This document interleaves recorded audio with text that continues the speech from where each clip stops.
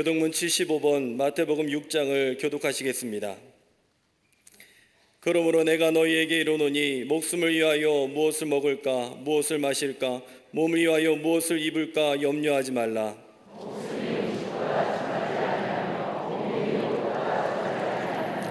공중의 새를 보라. 심지도 않고 거두지도 않고 창고에 모아들이지도 아니하되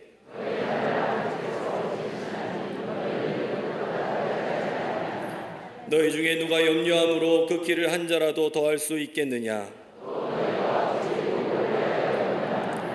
들의 백합화가 어떻게 자라는가 생각하여 보라.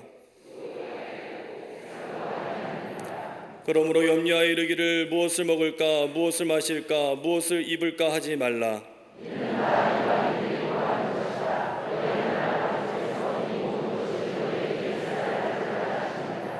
그런즉 너희는 먼저 그의 나라와 그의 의를 구하라. 아멘.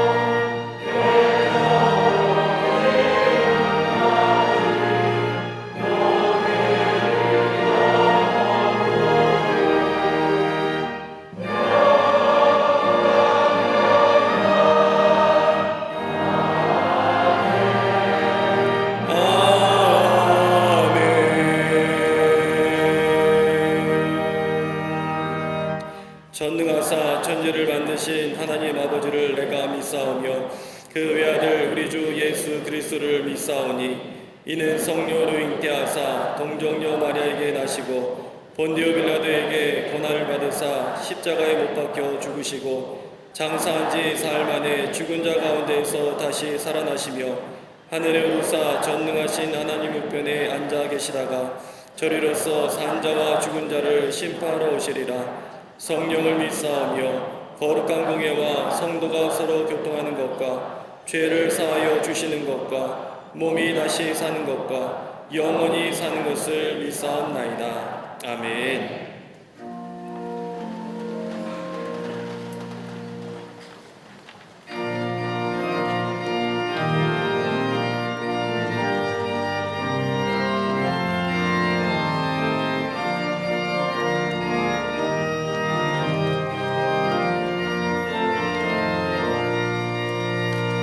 주 예수 크신 사랑 늘 말해주시오.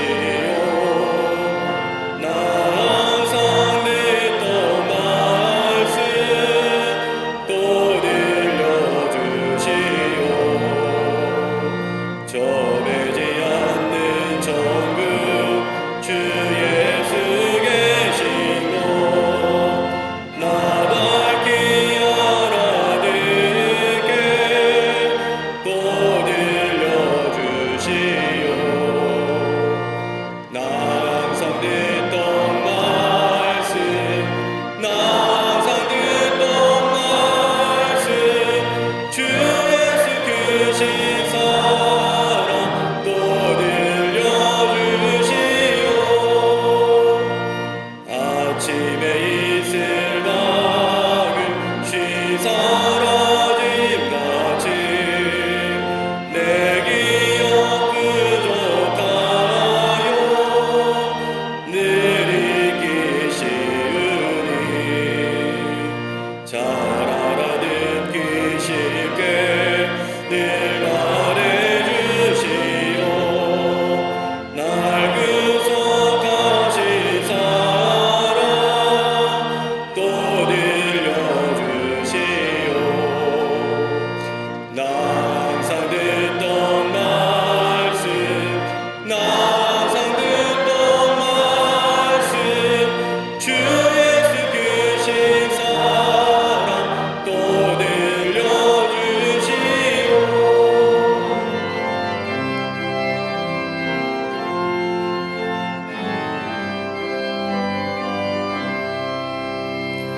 주 예수 나를 위해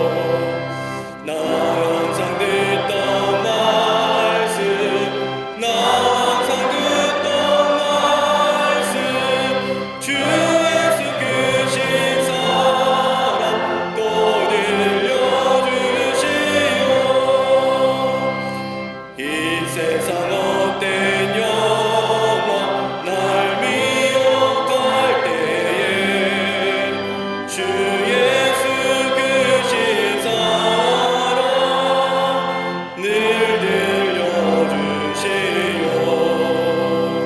천국의 빛난 영광 내 눈에 비칠 때 주 예수 크신 사랑 또 들려주시오. 나 항상 듣던 말씀, 나 항상 듣던 말씀, 주 예수 크신 사랑 또 들려주시오.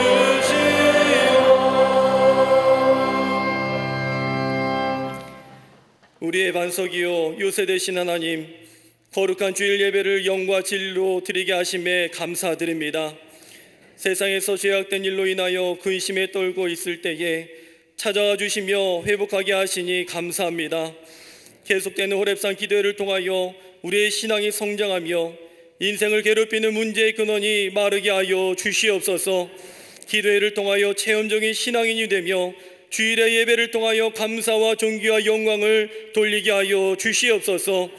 이 시간 성령의 기름 부으심이 아롬의 수연 옷깃까지 흠뻑 내리게 하여 주시며 가장 깊은 곳 우리들의 마음까지 찾아와 주셔서 헛된 우상을 멀리하게 하여 주시옵소서. 역사 속에서 함께 하신 하나님, 72년 전 가난과 전쟁과 두려움에서 기적을 일구며 하나님의 도우심으로 여기까지 인도하심에 감사합니다. 특별히 순국 선열과 믿음의 선조들 위해 기도하게 하시니 감사합니다. 이 땅의 자유는 대가를 지불한 자유임을 알게 하시고 이 땅의 자유민주주의와 그 정신이 이어지게 하여 주시옵소서. 이를 위해 세우신 대통령과 위정자들에게 겸손케 하며 섬기는 리더십으로 나라를 다스리게 하여 주시옵소서. 지혜와 명철함을 더하여 주시고 하나님 섬기는 나라답게 기도의 메아리가 끊이지 않도록 인도하여 주시옵소서. 이 땅의 안보도 지켜 주시옵소서.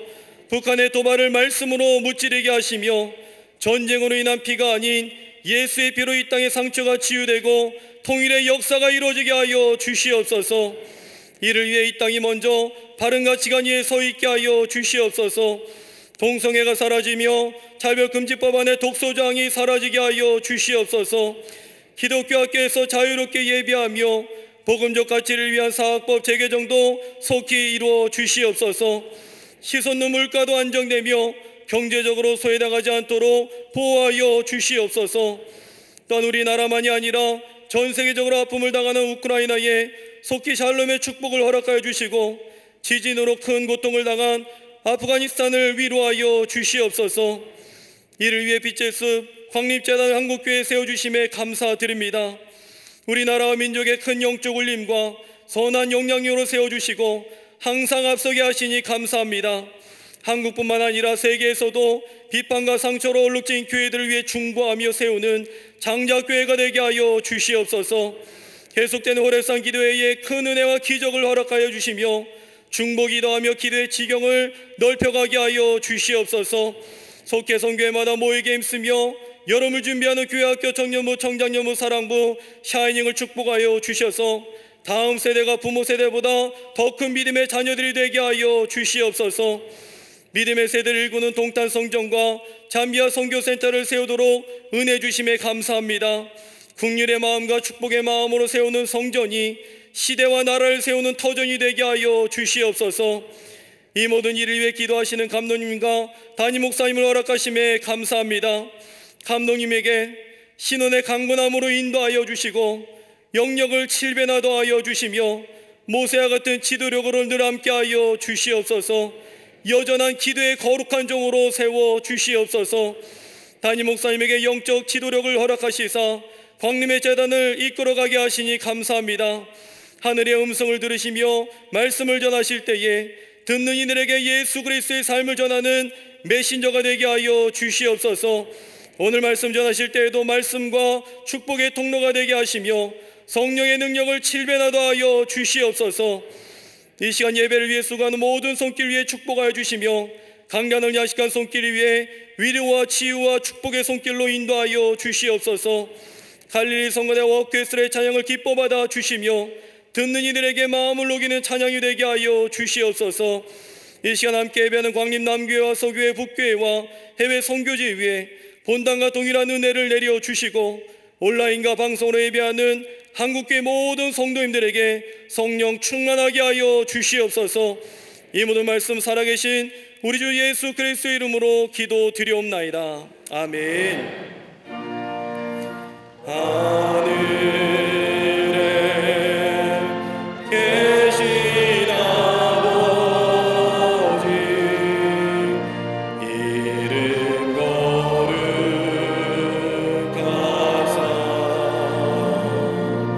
주님 나라 임하시고 뜻이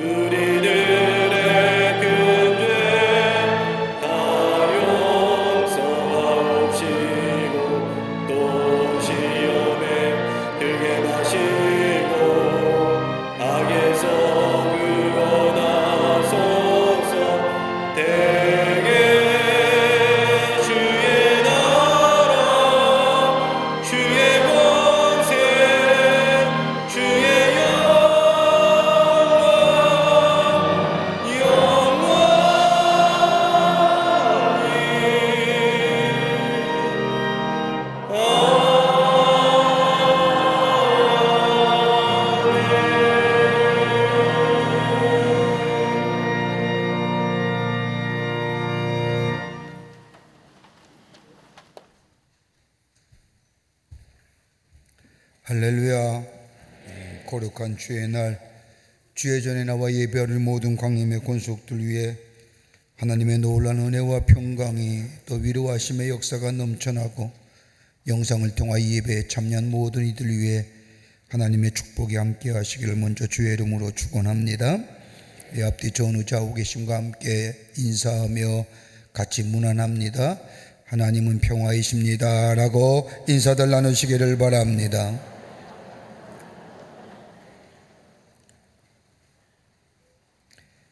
제34회 호렙산 기도회가 오늘로써 20일을 딱 넘었습니다. 이제 앞으로 내일이 22일 차가 됩니다. 제가 일부 예배 때에 잘못 얘기했습니다. 20일을 돌았습니다 라고 얘기하는 순간 얼굴 표정이 어두워지는 겁니다. 이번 호렙산 기도회는 41일인가 하루를 더 한다는 얘기에 다들 얼굴이 그건 아니겠죠. 이제 20일을 딱 하고 내일서부터 22일째입니다. 그동안 우리가 새벽을 깨우며 주의 전에 올라와 기도했습니다. 응답받은 분도 계시고 큰 은혜 경험한 분도 계시고 은혜가 우리 안에 풍성히 임함을 봅니다. 다시 한번 힘을 내셔서 내일서부터 다시 올라 나라와 교회와 여러분의 가정과 또 여러분의 이웃의 중보 기도 등 하나님 앞에 기도하고 큰 은혜를 경험하는 이번 호렙산 기도회가 되시기를 바랍니다. 2022년 하반기 속계 공과가 발간되었습니다. 구입하셔서 꼭 속계 예배 드릴 때에 사용하시는 기회 되시기를 바랍니다. 7월달 예배 안내는 5선교구와 6선교구에서 봉사해 주시겠습니다. 오늘 강단미안 22교구의 지성현 집사님 가정에서 이기호 장로님을 추모하며 장식해 주셨습니다. 선교구와 교구 소식 여러분 모시고 꼭 참여해 주시고 결혼하실 가정이 있습니다. 축하해 주시고 지난 한 주간에 어려움을 당한 가정들이 계십니다. 만나실 때에 하늘의 소망으로 위로하여 주시기를 바랍니다. 그 밖에 박스 광고에 많은 광고들 나와 있습니다. 보시고 기도와 관심과 참여를 부탁드립니다. 오늘 이 시간에는 우리가 2주 전에 저 아프리카 잠비아에서 선교센터 기공 예배를 드리고 돌아왔습니다. 그 기공 예배의 영상물을 준비했습니다. 함께 보시면서 잠비아 선교센터가 지어지기까지 기도해 주시고, 아니 지어져서 저 아프리카 땅에 복음이 증거되며 하나님에게 나라의 귀하게 쓰임받는 거룩한 곳 되기 위해서 여러분 계속해서 기도해 주시기를 부탁드립니다. 이 시간 잠비아의 미션센터 기공 예배 영상물 본 후에 성경 봉독이 있겠습니다.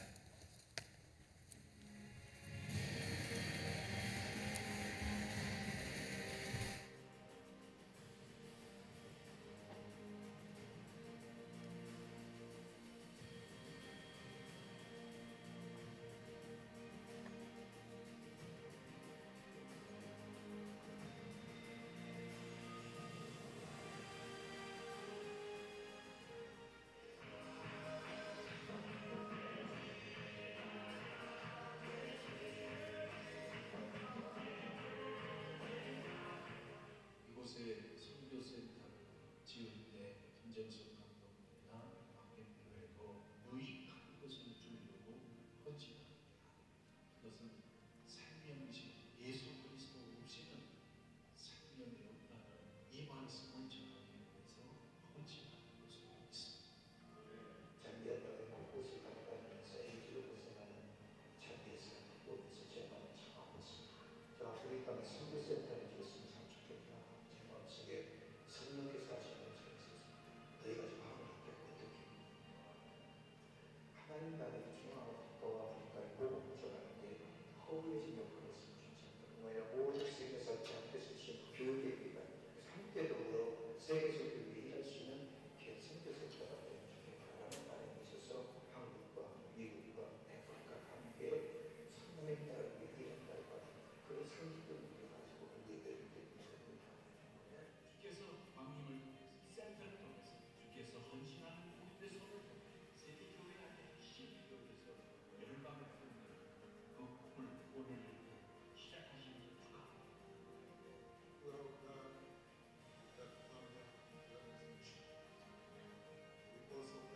Lord bless you and keep you. The Lord make his face his gaze on you.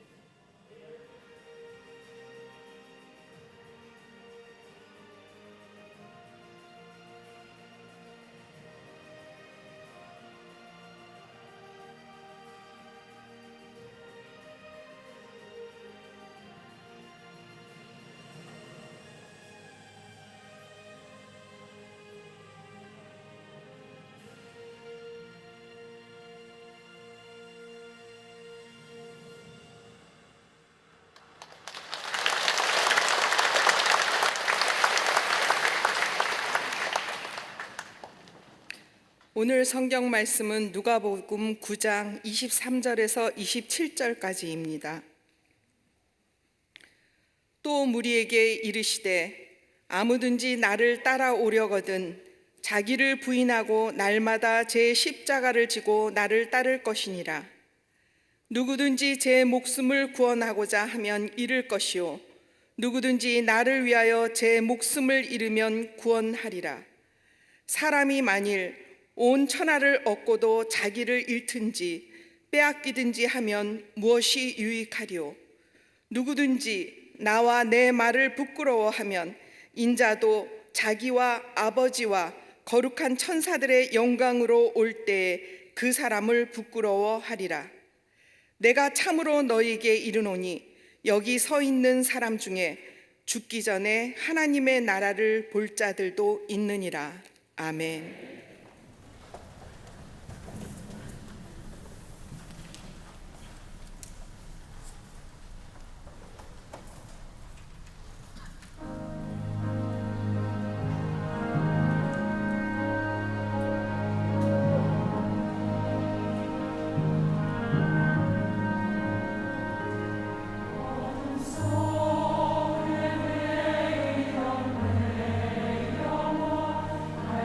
몰라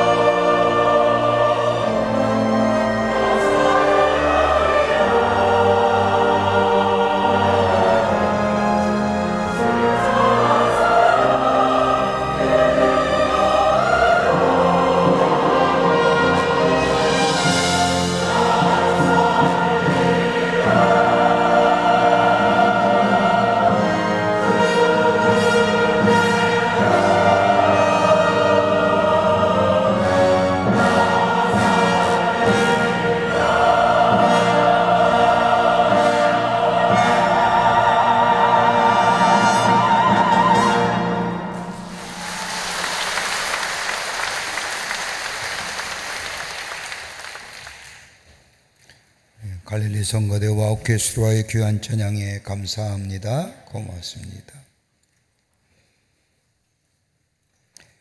나 같은 죄인 살리신 주은의 놀라워라간 우리가 잘 부르는 찬송을 지은 전 뉴턴 목사님은 그의 자서전에서 인생에는 세 종류의 인생이 있다고 얘기하면서 인생의 유형을 이렇게 이야기합니다.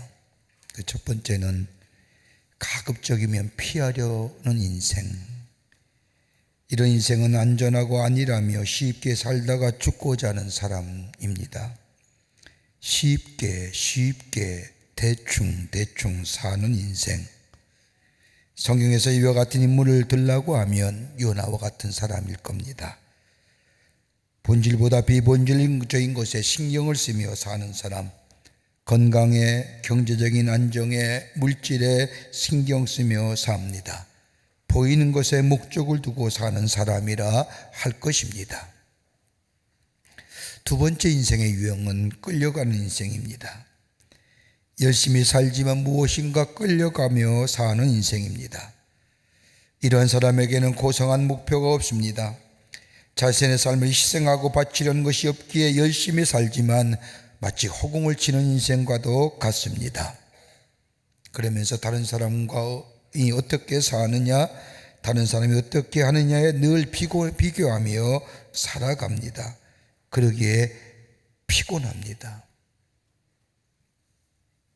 또 하나의 유형의 인생이 있다고 한다면 자기 인생을 던지고 목숨을 잃어버릴 각오하며 충성하는 사람입니다. 인생을 도피하거나 안일함에 빠져 사는 것이 아니라 인생이란 말에 이끌려 맹목적인 열심을 가지고 사는 것도 아니라 창조주가 되시는 하나님에게 절대적 진리, 절대적 가치에 자기의 인생을 던지고 목숨을 잃어버릴 각오를 하고 충성스럽게 살아가는 사람입니다. 그러면서 존 뉴턴 목사님은 말하기를 보다 좋은 세계는 자기의 인생을 던지고 목숨을 던지고 더 나아가 잃어버릴 각오를 하고 충성하는 사람에게 의해서 이 세계는 변화된다라고 말하였습니다. 여러분, 우리는 어떤 인생으로 이 땅에서 살아가십니까? 예수님의 비유 가운데 우리가 잘 알고 있는 부자와 나사로에 대한 비유의 말씀이 있습니다. 부자는 이 세상에서 풍요롭게 잘 살았지만 지옥에 가고 나사로는 거지로 살다가 죽었지만 천국에 갔다는 이야기입니다. 어떤 교회학교 선생님이 부자와 나사로의 이 비유의 말씀을 가지고 교회학교 어린 학생들에게 말씀을 전합니다. 말씀을 다 전한 후에 아이들에게 물어봅니다. 여러분은 어느 쪽 사람이 되고 싶습니까? 그러자 한 아이가 손을 번쩍 들더니 선생님, 저는요 죽기 전에는 부자가 되고 죽은 뒤에는 나사로가 되고 싶습니다 라고 대답을 했다고 합니다. 아마 아이의 대답이지만 우리의 마음도 별 차이 없을 겁니다. 이 땅에서 잘 살다가 저 천국에 가 나사로처럼 되고 싶은 마음. 그런데 성경은 그렇게 말하지 않습니다. 선택해야 한다는 겁니다. 하나만 선택하라는 겁니다. 선택한 후에는 그 선택에 내가 책임져야 한다는 겁니다. 여러분, 성경 말씀을 보십시오. 오늘 성경의 말씀을 보면 예수님의 제자가 되는 것에 대하여 무엇인가 분명하게 가르쳐 줍니다. 우리나라 번역문에는 만일이라고 하는 if라고 하는 단어가 안 적혀 있습니다. 근데 이 조건접속사 영어 성경에는 if가 들어갑니다. 헬라 원문도 보면 a라고 하는 단어가 앞에 쓰여져 있으며 이렇게 조건접속사를 쓴 것은 분명한 선택을 하라는 겁니다. 오늘 본문 23절과 24절, 25절 말씀 세 절에 공이 얘기합니다. 만일, if 아무든지 나를 따라오거든 자기를 부인하고 날마다 제 십자가를 지고 나를 따를 것이니라. 또 하나 말씀합니다. 만일, if 나를 위하여 제 목숨을 잃으면 구원하리라. 또 하나 예수님은 만일, if 온 천하에서 얻고도 자기를 잃든지 빼앗기든지 하면 무슨 유익이 있으리요라고 이야기합니다. 여러분, 예수를 믿는다고 하는 것은 예수를 닮아가는 삶입니다. 예수를 따라가는 삶입니다. 나의 삶 속에 나의 삶을 예수를 향하여 그 예수님이 되시는 절대적 진리 되시며 우리의 생명의 근원 되시는 그 이 구원의 주가 되시는 예수님을 향하여 내 삶을 드리며 함께 걸어가는 삶이 예수를 믿는다는 겁니다.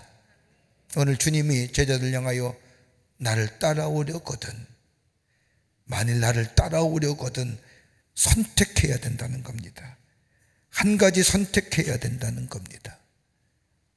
오늘 이 본문의 말씀, 예수님이 하시는 말씀이 어떤 의미가 있을까요? 오늘 본문의 말씀을 통하여 함께 말씀을 나누며 은혜를 받기를 원합니다. 첫째는 예수님을 따라가려고 하면 결단이 있어야 한다는 겁니다. 오늘 23절의 말씀을 보면 나를 따라오려거든 이라고 말씀합니다. 다른 말로 하자면 만일 나를 따라오려고 하거든 결정해야 된다는 말입니다. 여기서 나를 믿으려면, 혹 나를 존경하려면, 더 나아가 나를 인정하려면 이런 관념적이고 이상적이고 추상적인 언어가 아니라 나를 따라온다고 하는 얘기는 다름이 아니라 구체적인 행동적 언어를 말씀하십니다. 여러분, 예수를 믿는다는 것은 내 삶 속에 구체적인 행위와 행동이 동반하여 따라가는 것을 예수 믿는다고 합니다. 예수와 함께 살며 예수와 함께 생각하며 예수처럼 말하고 예수처럼 생각하며 예수와 함께 미래를 향하여 나아가는 것, 그것이 십자가의 길, 고난의 길이라 할지라도 그 길을 걸어갈 수 있는 결단이 있는 자가 바로 예수 믿는 자요 예수의 사람이라 하는 겁니다. 더 나아가 예수를 인하여 고난을 받는다 할지라도, 예수를 인하여 손해를 받는다 할지라도 예수 때문에 부끄럽게 여기거나 민망하게 여기는 것이 아니라 바울처럼 나에게 자랑할 것이 있다면 예수의 십자가 외에는 자랑할 것이 없다고 고백한 것처럼 그 십자가가 고난과 수치와 모욕의 상징이라 할지라도 예수님이 십자가를 지셨기에 그로 인하여 구원받았기에 그것을 부끄럽게 생각하지 아니하고 그것을 자랑스럽게, 그것을 기쁘게 여길 수 있는 사람, 그게 예수를 따라가는 겁니다. 갈라디아서 6장 17절의 말씀을 보면 바울은 이후로는 누구든지 나를 괴롭게 하지 말라, 내 몸에 예수의 흔적을 지녔노라. 자신이 믿고 있던 종교적 신념을 지키기 위해서 저 담에석에 예수 믿는 사람들이 모여있다는 얘기를 듣고 그들을 잡으러 내려가다가 십자가에 죽으시고 부활하신 예수님을 이 바울은 만납니다. 그리고 예수를 믿고 난 뒤에, 십자가를 알고 난 뒤에 자신이 가지고 있던 모든 자랑거리가 덧없는 것이요 헛된 것이요 해로운 것이라고 고백하고 분토화가 지겹다고 말합니다. 다 내어버렸다는 겁니다. 다 잊어버렸다는 겁니다. 그리고 내게 남은 것은 예수 그리스도의 십자가, 예수밖에 없다고, 그 예수를 내가 자랑으로 삼는다고 고백합니다. 여러분, 이렇게 고백한 이유가 어디 있을까요? 여러분, 바울에게 있어서 예수의 십자가는 곧 의의 근거가 되기 때문입니다. 의의 반대는 불의, 즉 죄입니다. 의로움의 반대는 불의함입니다. 죄인이 어떻게 하면 죄사함을 받을 수 있느냐의 문제입니다. 가난하고 병들고 부하, 이걸 따질 것이 아니라 인간의 내면 깊은 곳에 자리 잡고 있는 이 죄의 문제, 겉으로는 아무 문제 없어 보입니다. 편안한 것 보입니다. 그러나 내 안에 있는 이 어두운 죄의 문제, 이걸 해결하지 아니하고는 견딜 수 없기에, 그러기에 죄의 문제요, 죄의 문제 곧 의로움의 문제입니다.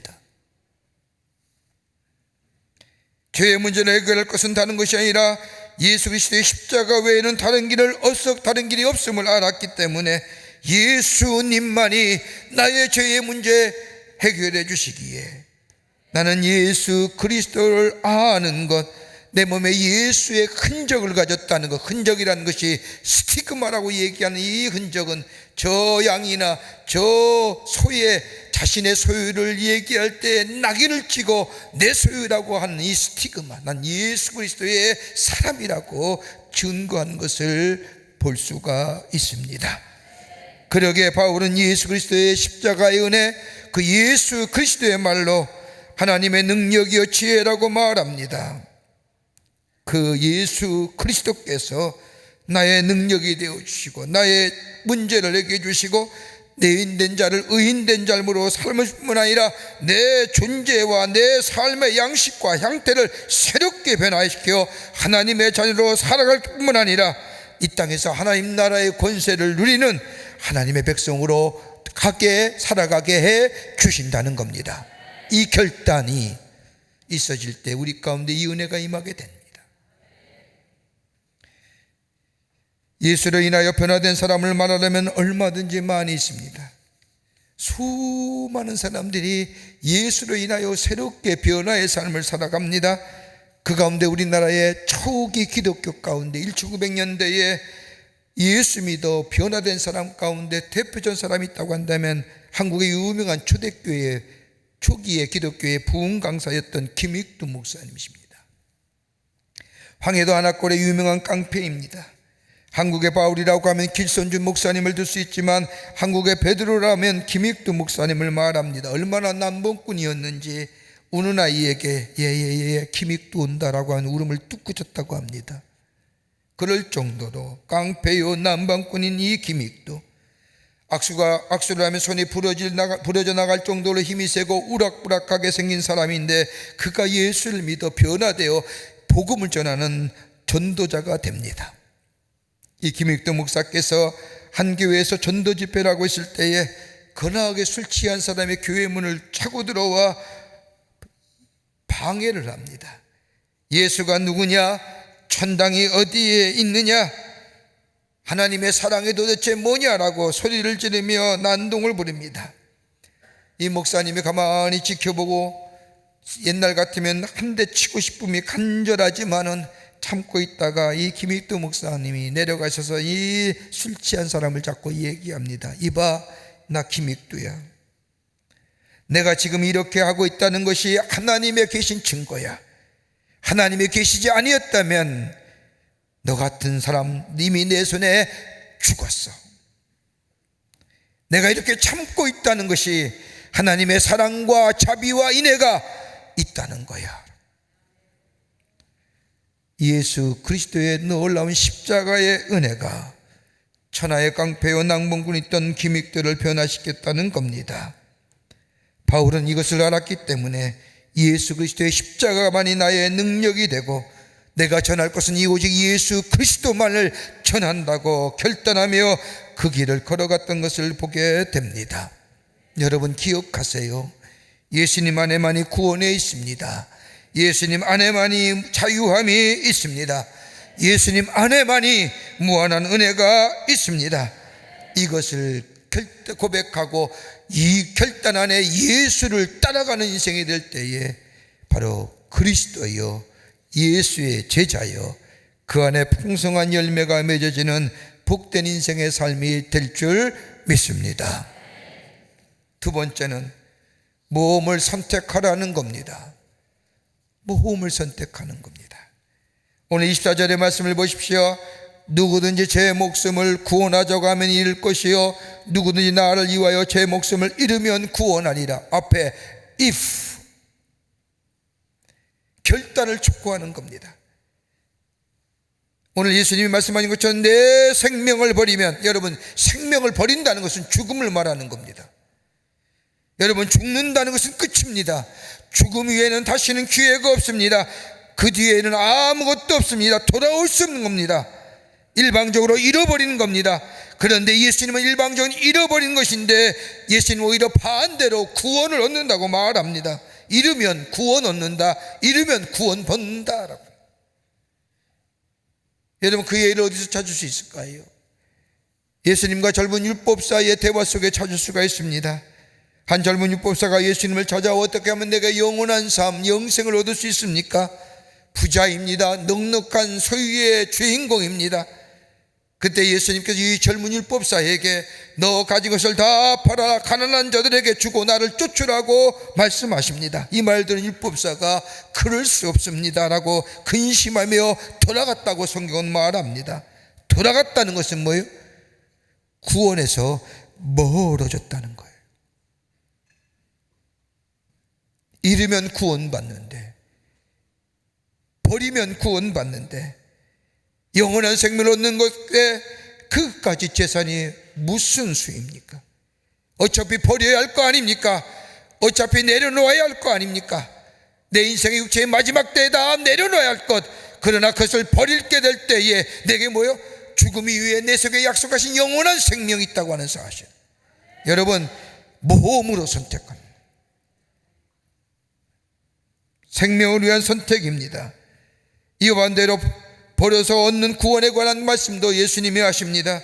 마태복음 13장 44절의 말씀을 보면 천군같이 밭에 감추인 보화와 같으니 사람이 이를 발견한 후 숨겨두고 기뻐하여 돌아와서 자기의 소유를 다 팔아 그 밭을 샀느니라고 할 말씀처럼, 잃은 것 같지만, 다 버리는 것 같지만 내게 천국이었습니다.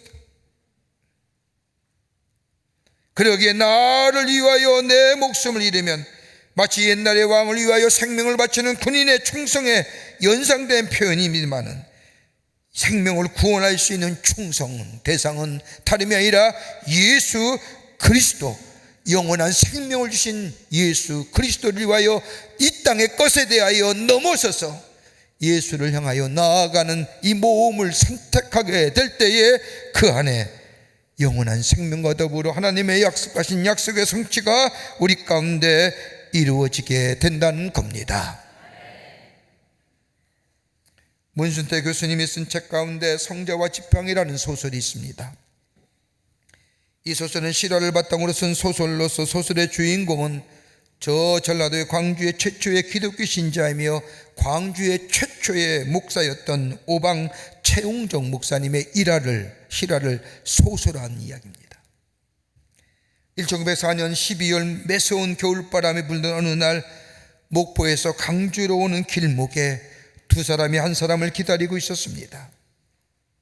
두 사람 가운데 한 사람은 김윤수 집사람이란 분이고, 다른 한 사람은 김윤수 집사보다 나이 어린 청년 최홍종이란 청년이었습니다.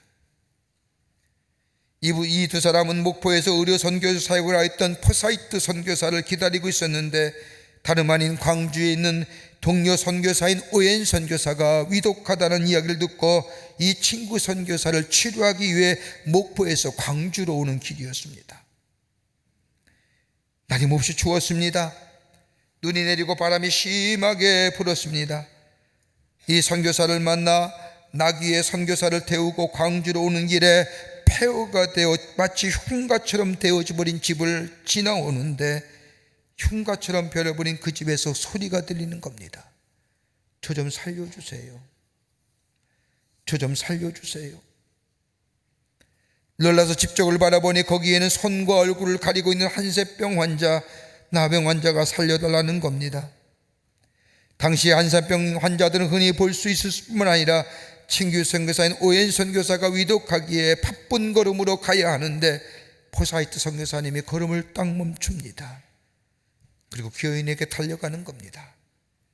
그에 알려진 것은 이 여인은 김복순이란 여인인데 25살난 여인으로 5살난 아들이 있었습니다. 당시에는 한센병을 걸린 여인은 가정과 공동체에서 쫓겨나 노숙하며 숨어 살았던 시대입니다. 이 여인을 본 이 포사이트 선교사님은 자신의 외투를 벗어서 떨고 있는 여인의 몸을 덮어줍니다. 그리고 이 선교사님이 여인을 번쩍 안아서 자기가 탔던 나귀에 여인을 태웁니다. 이것을 보는 순간 이 최홍준이라는 청년은 충격이었습니다. 그리고 선교사 자신이 내려 손수 나귀를 끌고 이 여인이 끌고 가는데, 이 여인이 계속해서 나귀 위에서 뭔가 중얼중얼하며 무엇인가 말하는 겁니다. 손가락 마디는 문드러졌습니다. 얼굴은 병으로 인하여 일그러진 이 여인, 더 이상 바라볼 수 없는 처참한 상황이었습니다만, 가만히 들어보니 그 여인이 집 앞에 있는 자신의 지팡이를 갖다 달라는 겁니다. 가만히 보니 여인이 가지고 지녔던 지팡이가 그 여인이 있던 자리에 서 있는 겁니다. 포사이트 선교사는 이 청년 최홍정에게 이야기하기를, 형제여, 저 지팡이를 가져다가 이 여인에게 갖다 주시오. 그 말을 들은 이 청년 최홍정이는 지팡이를 가져다 주려고 그 지팡이가 서 있는 곳에 가까이 다가섰을 때 도무지 그 지팡이를 잡을 수가 없었습니다. 그 지팡이에는 여인이 흘린 피와 고름과 살점들이 더덕더덕 붙어 있는 겁니다. 지금은 의학의 발전으로 한센병에 대한 연구가 잘 이루어져 치료받고 나음을 입은 분들이 참 많습니다만, 그때만 해도 이 한센병에 접촉하면 전염되어 걸릴 뿐만 아니라 이 병에 걸리면 치유되기 어렵다기 때문에 그 누구도 가까이 하지 않았습니다. 선교사들 말을 듣고 그 지팡이 앞에 멈추어 선 이 청년 최홍종, 잡아야 될지 말아야 될지 도무지 이 지팡이를 집어서 그 여인에게 가져다 줄 수가 없었습니다. 그런데 선교사님은 청년 최홍종을 향하여 계속해서 재촉합니다. 형제여, 우리가 갈 길이 멀기에 이 여인이 빨리 함께 가야 합니다라고 재촉하지만 선뜻 이 여인이 잡았고 그리고 집었던 이 지팡이 잡을 수가 없었습니다. 그 순간 그에게 이런 마음이 들었습니다. 우리와 다른 저 서양 사람도 저 여인을 번쩍 들어서 나귀에 태우는데 내가 이 피구름이 묻은 지팡이 하나 가져다 주지 못하면 저 서양인 앞에서의 민족적 수치겠구나.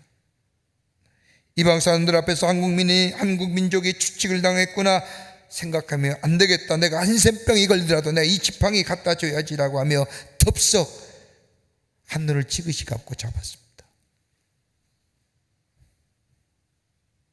그리고 그 여인에게 가져다 주었습니다. 그리고 가는 길 내내 불안합니다. 내가 언제 이 병이 발병할 것일까? 그런데 얼마 시간이 지난 다음 이 여인은 세상을 떠났고 무심코 남긴 이 여인의 지팡이, 이 청년 최홍종이 가져갑니다. 이 최홍종은 지팡이를 가슴에 안고 이 여인을 생각합니다. 선교사가 했던 행위를 생각해 봅니다. 그리고 얼마나 큰 말로 다 할 수 없는 뭉클함과 은혜가 자신에게 임하는지 한 꿈입니다. 그리고 지팡이를 잡고 내가 내 삶을 하나님께로 드리고 결심합니다. 그 피고름 묻은 그 지팡이, 자신을 부르는 그리스도의 음성이라 생각하고 깨닫게 됩니다. 불화하게 태어나 채망치란 멸망을 가지고 동네 풍랑교로 살았던 그가 예수를 믿고 한센병 환자를 위해 한평생 살겠다고 결심하며 정말로 그렇게 살았습니다. 이분을 통하여 소록대 한센병 환자를 위한 시설이 세워지게 되었고 이분과 함께 최초로 한센병 환자를 치료한 집단 치료 시설이 만들어진 것을 보게 됩니다. 무엇이요? 이로 하여금 변화시켰던 것이요,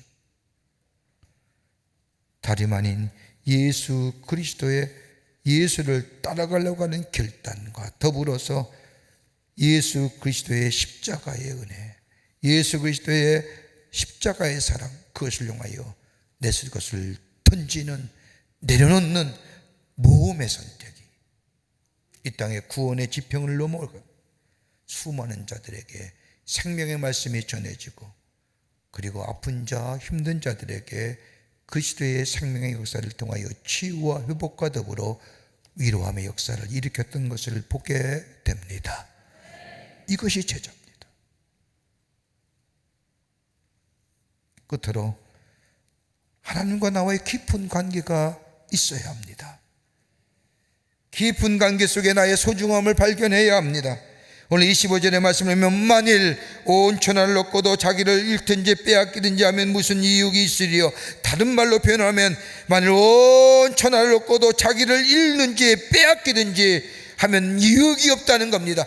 여기서 빼앗기다고 하는 것, 여기서 잃어버리다고 하는 것은 다름이 아니라 내 생명, 내 것에 영원한 생명이 없어지면 무슨 유익이 있으리요.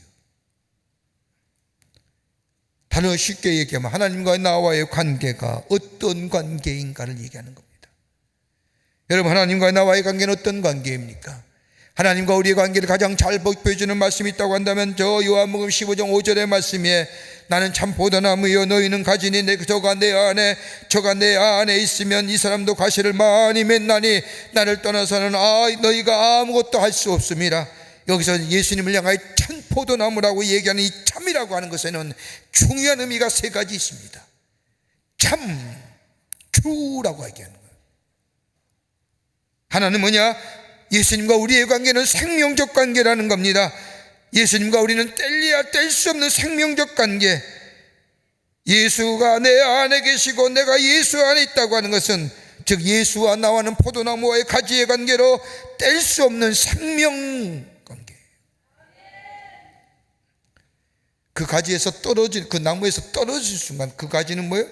말라 비틀어 불태워지는 존재.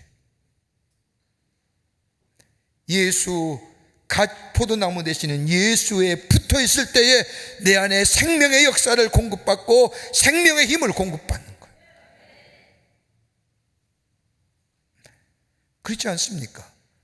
예수 믿고 사는 사람과 예수 안 믿고 사는 사람의 확연한 차이점이 뭘까요? 고난당하는 걸 보면 알아요. 예수 없는 사람은, 예수 안 믿는 사람은 고난당하면 그냥 넘어지는 거예요. 근데 고난과 시련을 가운데 예수 믿는 사람은 그 고난과 시련을 예수에 붙어 있음으로, 예수가 주시는 능력으로, 예수가 주시는 힘으로 이겨 나가는 거예요. 이게 다른 거예요. 생명을 공급받잖아요.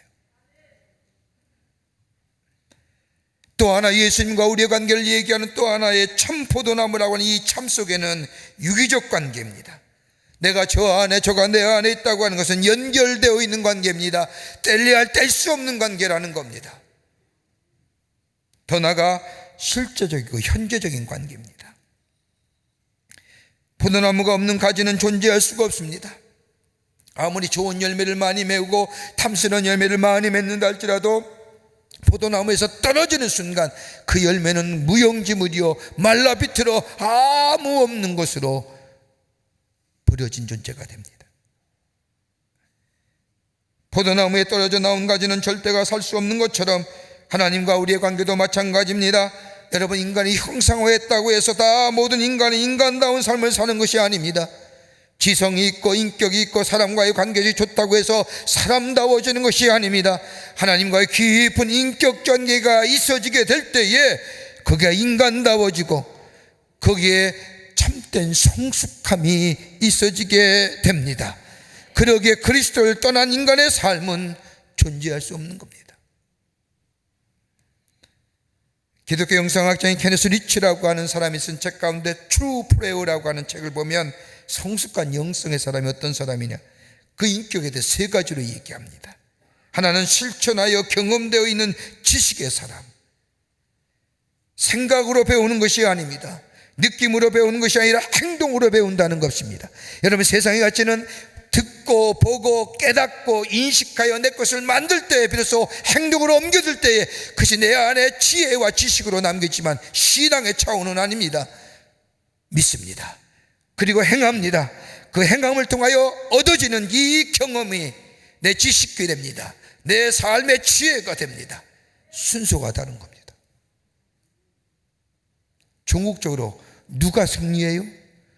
삶에서 행동으로 옮겨 내 것이 내 삶에 습득되어진 지식과 체험과 이 경험이 저 보고 듣고 깨닫고 인식한 후에 행동하는 사람보다 더 능력 있는 삶을 살아가는 겁니다.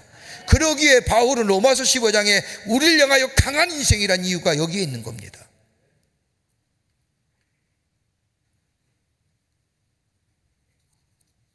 실천하며 경험하는 사람. 또 하나 있다고 한다면 거룩함의 사람입니다. 하나님이 내게 주신 거룩함, 구별된 삶, 세상의 가치와 세상의 것들로 살아가는 것이 아니라, 여러분, 세상의 가치와 세상의 것들로 살아가다 보면 세상의 정과 어느 땐가는 어느 분기점이 임계점이 되면 세상과 더 멀어지게 됩니다. 안 그래요? 어느 시점이 딱 되면 그 지점에 크로스 교차가 되면서 멀어져 가는 거예요. 그런데 하나님의 앞에서 하나님과 더불어 사는 건 멀어져 가는 것이 아니라 어떤 교차점이 되면 더 가깝게 더 가까이, 그리고 내 삶 속에 구별되어지는 삶, 저 세상의 것들에 의하여 판단되어지고 결정되어진 것이 아니라 하나님의 말씀과 하나님의 하시는 말씀 속에 내 삶 속에 들여지고 행동하고 결단한 더욱더 가까워져 가는, 그래서 세상의 사람들이 우리를 볼 때마다 하나님의 살아계심이 하나님의 증거되는 인생으로 살아가는 인생. 기억하세요. 어느 땐가는 딱 되는 순간 세상의 것들은 멀어져 가는 거예요. 너무 건강 한번 생각해 보고요, 우리 갖고 있는 외적인 모습들 한번 생각해 보세요. 또 하나 영적인 성숙의 사람은 분별력의 사람입니다. 지식이 가져다 주는 분별력이 아니라 영적인 분별력입니다. 무엇이 옳고 그름을 아는 것, 이건 다름이 아니라 하나님이 주신 수직적인 지혜, 수직적인 사랑, 그 관계 속에서 옳고 그름을 판단하며 살아가는 겁니다. 이게 영적인 성숙한 사람이에요. 그럴 때에 삶이 달라지는 거예요. 이판일 장로님이라는 분이 계십니다. 우리가 잘 아는 저 문중경 전도사님이 전라도 중도에서 복음을 전하면서 임자도 저 신안군의 끝섬입니다. 거기 가서 교회를 개척하고 복음을 전하고 임자 진리교회라고 하는 교회를 세웠습니다. 그러면서 그때에 이판일 청년을 전도하여 예수 믿게 했습니다. 후에 임자 진리교회 장로님이 되셨습니다. 전도를 받아 예수를 잘 믿었는데 1950년 6월 25일 전국전쟁이 일어나면서 임자도에 좌익과 공산군이 들어오게 됩니다. 그리고 1950년 10월 4일 임자 진리교회의 성도들이 저 밀실에서 예배드릴 때에 죽창을 든 좌익과 공산당원이 들이닥쳤습니다. 예수를 믿는다는 이유로 무려 몇 명을 죽였느냐? 48명을 죽입니다. 그 가운데 13명이 이판일 장로님의 가족들이었습니다. 70대 노모로부터 8살의 어린아이까지 다 죽고 이판일 장로님의 맏아들만 살았습니다. 최악의 사건이요, 한 번에 많은 사람이 죽은 순교의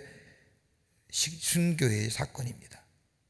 이 엄청난 일이 있으니 얼마 지난 뒤 우리 해군이 그 섬을 다시 점령하면서 섬에 있던 자익분자들과 공산당을 색출하게 될 때에 바로 이판일 장로님의 장남이었던 아버지의 죽음, 할머니의 죽음, 모든 죽음, 무려 13명의 가족들의 죽음을 봤던 이 청년이 참관인으로 그 자리에 섭니다. 좌익의 공산당원의 분별하는 자리죠. 이 청년이 저 사람은 좌익입니다 하면 죽습니다.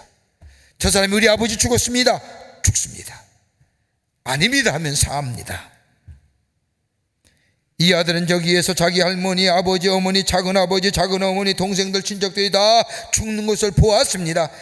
그러기에 가족과 친척들의 죽는 모습을 본 이판일 장로의 아들인 이인재라고 하는 청년은 피가 거꾸로 솟아오릅니다. 그리고 저들 다 죽여버리겠다고 마음이 듭니다. 그래서 참관인 자리에 섰습니다. 그때에 그 청년의 마음속에 하나님의 음성이 들려옵니다. 아니, 한 음성이 들려오는데 아버지 음성이었습니다. 사랑하는 아들아, 내가 그들 용서했으니 너도 그들 용서하고 사랑으로 갚아라. 그러면서 이판일 장로님의 음성이 또다시 들려옵니다. 얘야, 나도 그들 용서했다. 그들 용서할 수 없겠니? 용서하되 원수를 사랑으로 갚으면 안 되겠니? 이 말 한마디가 이 청년의 마음을 깊은 곳에 두드립니다. 그리고 이 아버지 음성 앞에 주저앉았습니다. 그리고는 한 사람도 죽게 하지 않았습니다. 자신에게 유산으로 주어진 땅 1000평을 팔아서 교회를 세웠습니다. 그리고 1954년 전쟁이 끝난 후에 신학을 공부해서 그 임자도에 임자 진리교회 담임 목사로 부임하여 목회하십니다. 그 놀랍게도 6.25 전쟁이 끝난 후 그 임자 진리교회 임자도에 예수 믿는 사람은 좌익과 공산당이 다 죽었는데 훗날에 보니 그 신안군 안에서 가장 부흥하는 교회가 됐다는 겁니다.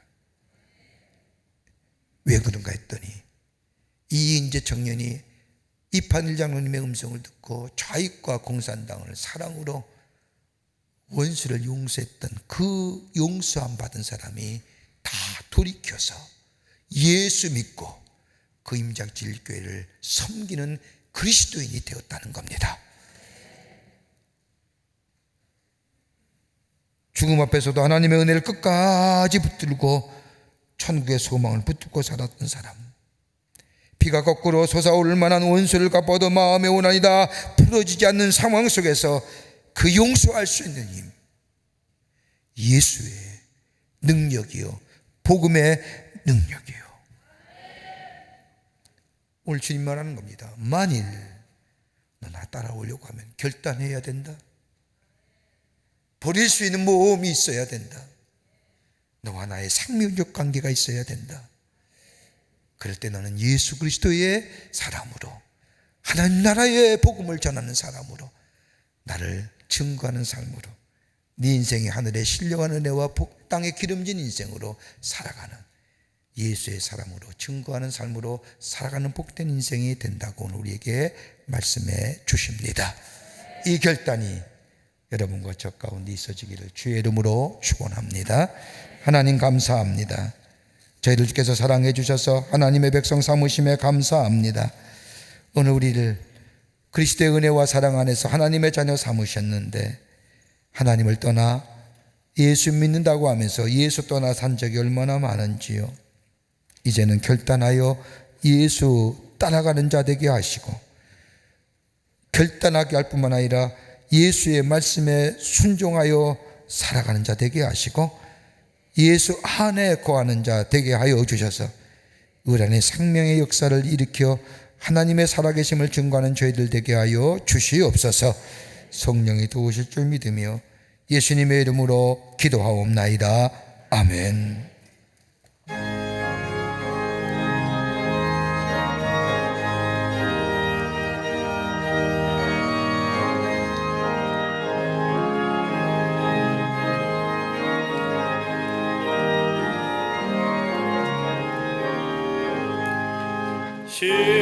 십자가를 내가 지고 주를 따라갑니다.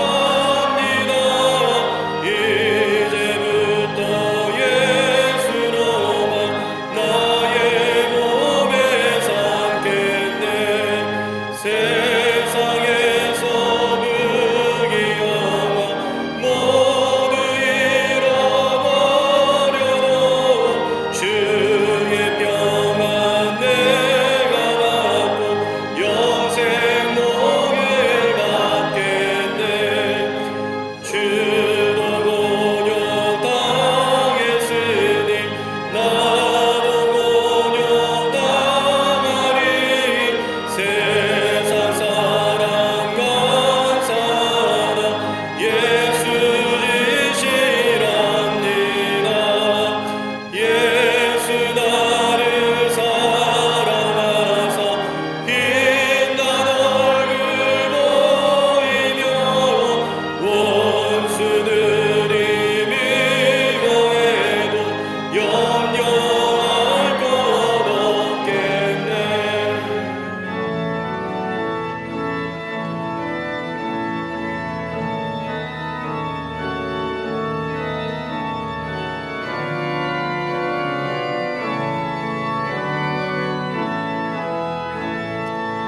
내가 핍박 당할 때에 주의 품에 안기고 세상 고초 당할수록 많은 위로 받겠네. 주가 주신 기쁨에게 기뻐할 것 무엇이야. 주가 나를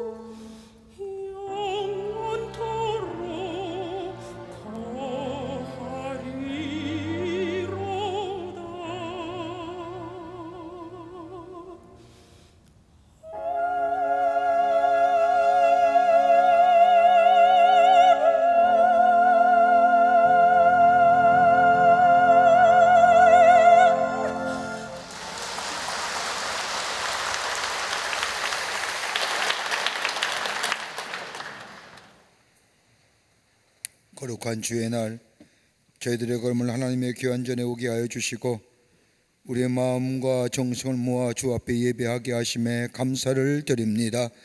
우리 예배를 기쁘게 받으시고 하늘 문을 여시사 하늘의 놀라운 은혜와 하늘의 축복이 임하는 이 시간 되게 하여 주시옵소서.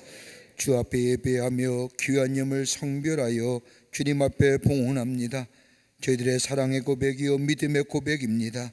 기쁘게 받으시고 하나님 나라 귀하게 쓰임받게 하시며 이 예물을 실 때마다 하나님 나라의 지경이 넓혀지며 주께로 돌아오는 자가 많아지는 귀한 예물로 주님 사용하여 주시옵소서. 드린 손길마다 기억하시고 저들의 삶 속에 주님이 늘 동행하여 주셔서 인도하시고 보호하시며 함께 하시어 삶에는 풍성한 열매가 맺어지게 하시며 많은 자들이 하나님의 살아계심을 증거함 받는 아름답고도 복된 가정 되게 하여 주시옵소서. 이 나라 이 백성 위에 함께 해주시고 하나님의 자비와 긍휼이 이 땅과 이 백성 위에 넘쳐나게 하여 주시옵소서. 정치와 사회, 경제, 문화 모든 분야에 하나님의 공의와 정의가 세워지게 하여 주시며 하나님의 공법이 물과 하수같이 흐르게 하여 주시옵소서. 아버지, 오늘은 특별히 6.25 70주년이 되는 주일입니다. 아버지, 이 땅의 자유와 평화를 위하여 아버지 나라를 위해 수고했던 수많은 우리의 순국의 귀한 선열들 기억하시고 저들의 희생, 우리가 이 누린 자유는 그냥 얻어진 자유가 아니라 저들의 희생이 있었기에 오늘 우리가 자유함과 평화를 누린다는 것을 기억하게 하시고 이 자유와 평화 잘 번전하여 우리 후손에게 물려줄 수 있는 저희들로 주께서 삼아 주시옵소서. 저르반 각지에서 나라 위에 수고한 우리 장병들 기억하여 주시고 안전함으로 보호해 주시며 저들의 수고가 뜨지 않도록 이 땅의 자유와 평화가 지켜지게 하여 주시옵소서. 우리의 삶 예수 그리스도의 제자로서의 삶으로 살아가게 하여 주시옵기를 원하오면서 예수님의 이름으로 기도하옵나이다. 아멘.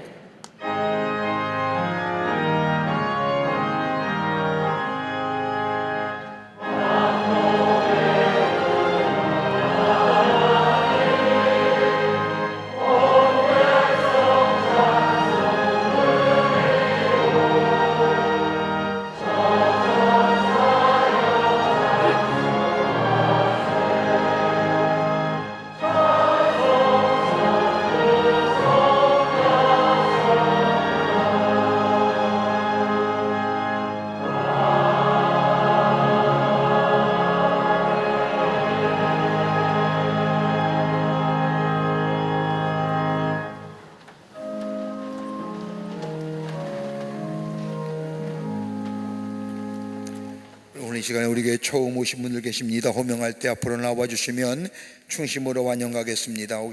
새가족 등록 카드는 안 해냈지만 오늘 처음 오신 분 계시면 인도자와 함께 나와 주시면 환영하도록 하겠습니다.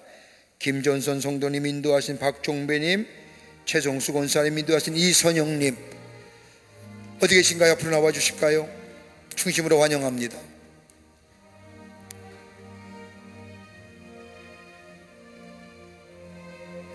네, 환영합니다. 앞으로 나와 주세요. 예, 나와 주시면 환영하겠습니다. 예, 앞으로 나와 주시고요. 예, 환영합니다. 앞으로 와 주세요. 새가족 등록카드는 아니 내뱉지만 처음 오신 분 계시면 충심으로 환영하겠습니다. 네, 환영합니다. 앞으로 오세요.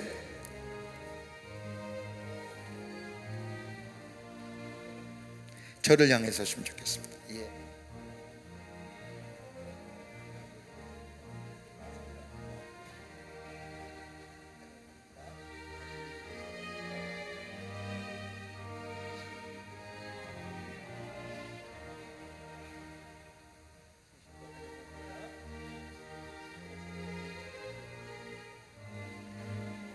기도하시겠습니다. 하나님, 거룩한 주의 날 당신의 귀한 백성들 주의 전에 오게 하심에 감사합니다. 저의 이름을 하늘나라의 생명책 기록해 주시고 구원과 영생의 소망 가운데 이 땅에서 주의 준 축복을 누리며 증거하며 사는 하나님 나라의 복된 백성 되게 하여 주시옵소서. 주님이 영원토록 동행하여 주실 줄 믿으며 예수님의 이름으로 기도하옵나이다. 아멘. 뒤돌아서실까요? 교우들 향해 서실까요?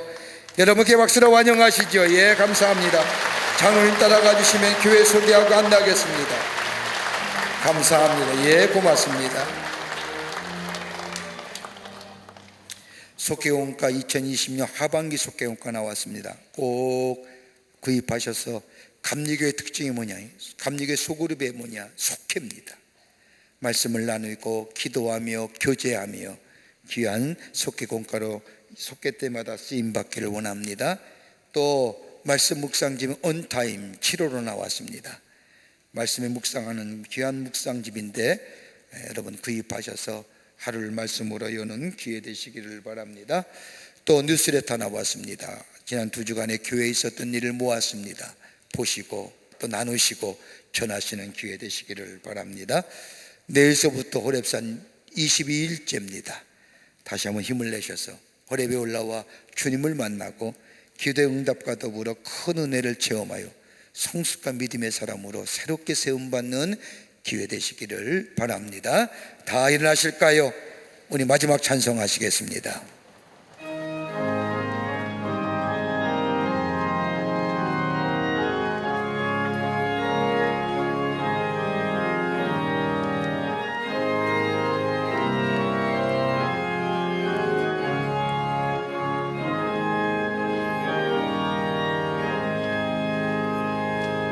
저장이 도디에 있음 아직 맺혀 있는 그때에 귀에 들리니 소리 들리니 주의 성금 명하나